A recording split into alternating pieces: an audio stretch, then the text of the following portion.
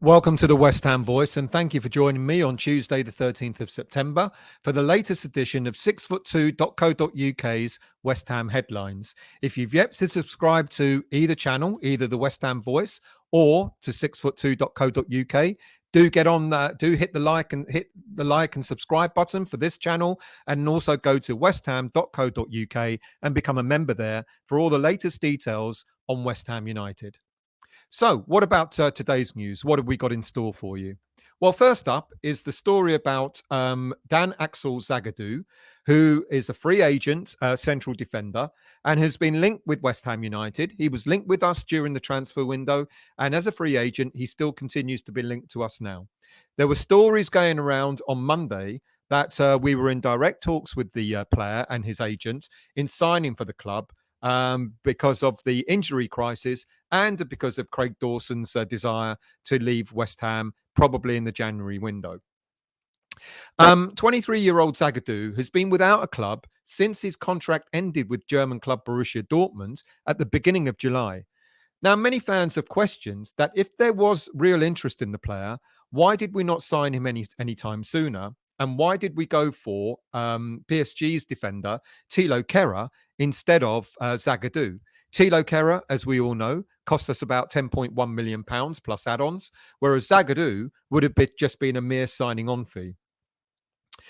Plus the fact that we knew quite early in the transfer window that Naif Agurd had picked up a serious and an unfortunate injury. There was quite a lot of opportunity before now to have signed Zagadou instead of Kehrer and instead of other players.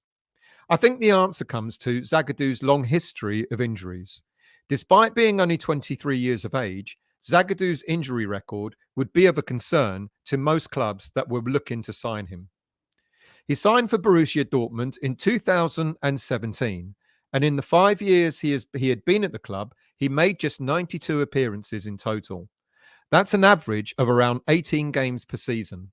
So in essence, on average, he's missed out on more than half a season for each season that he was at the club. In fact, he's missed a total of 83 games in his five-year tenure there. His injury record includes torn muscle bundle, metatarsal bone bruising, knee surgery, torn muscle fiber, torn knee ligaments, plus a variety of other injuries primarily linked to his knees. In his first season at Dortmund, he missed 9 games. The following season, 18-19, he missed a further 13 games. In the 19-20 season, he missed 9 games. And the 2021 season, he missed virtually a whole season, 46 games. That's when he had knee surgery. And in the 21-22 season, last season, he missed a total of 6 games. There's no denying that when fit, he is indeed a fine central defender. But alas, his history of injuries has had and probably will have an enormous impact on his career moving forward. Next up, John Egan. Sticking with transfer stories and centre-backs, a senior source has denied that we have any interest in signing Sheffield United's John Egan. The story circulated over the past few weeks is that we were looking to sign Egan in the summer transfer window and may do so again when the January window reopens. It was reported that we were looking to make a £12 million bid for the player as a replacement to Craig Dawson. However, this story that we made a bid for the player in January has since been denied by senior sources, throwing doubt that any deal may happen in January. It's common knowledge that Craig Dawson does want to leave West Ham and move further up north. But will Egan be the replacement for him? I guess time will tell. And sticking with centre-backs and why a centre-back didn't sign for us is centre-back Jan Bednarrick, who has recently signed for Aston Villa. Polish manager Czesław Michniewicz spoke about Jan Bednarrick's last-minute decision to change his mind about the player signing for Villa instead of West Ham.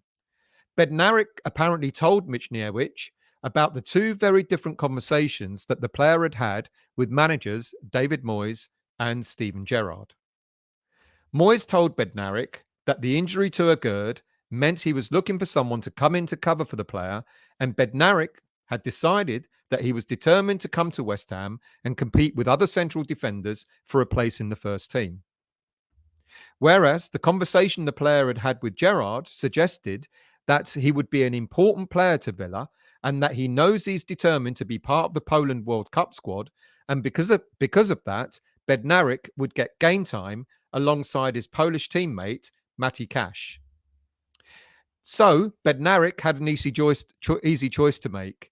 Does he go into the first team at Villa, or does he compete with other players to try and get into the first team at West Ham United? But it also asks another question. Does this imply that the injury to Naif Agurd is more serious than is being made out, and that it would be quite a long time before we might finally see Agurd making competitive debut for West Ham United? Next up, Mikel Antonio has been called back into the Jamaican squad to face Argentina in a friendly on the 27th of September in the United States. He is the second player in the West Ham squad to be confirmed for international selection after it was confirmed that Lucas Paqueta would indeed be selected for the Brazil squad.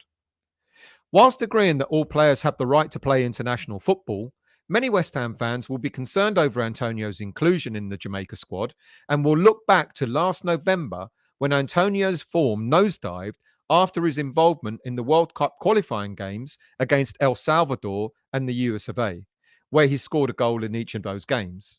He did return to the squad at the end of January, where he scored again in the game against Panama.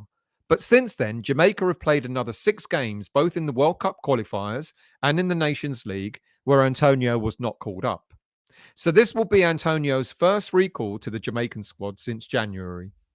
We wish him well, but we also hope, as West Ham fans, and being selfish, that his form doesn't dip in the process. Next up, according to reports in Italian papers, the current form that Nikola Vlasic is in suggests that his value has soared to £20 million. Torino and West Ham agreed that there will be an option to buy Vlasic for a mere £13 million at the end of this season.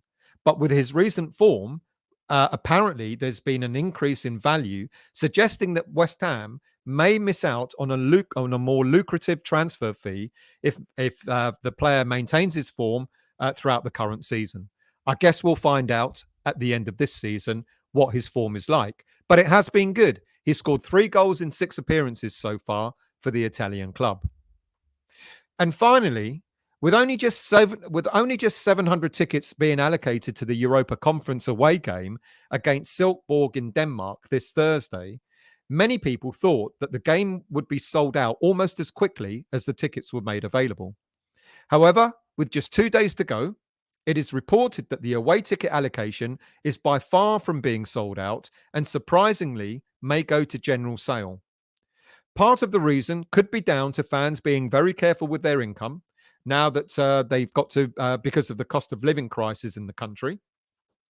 Another reason, and probably a more likely reason for the lack of sales, is the West Ham United's threat that if tickets were purchased purely to increase priority points to season ticket holders, and then if they were not collected, those season ticket holders would not be allowed to purchase tickets for the away game against Anderlecht, which is on the 6th of October.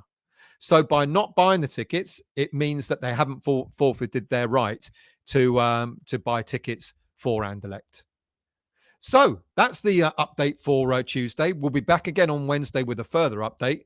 Thank you for joining. Like I said, if you've yet to subscribe to this channel, please do so. Go to YouTube, West Ham Voice, and subscribe. And if you've yet to become a member of 6foot2.co.uk, do look for it online and become a member of that site to bring you all the latest details and updates West Ham related. Thank you for watching, and we'll see you soon.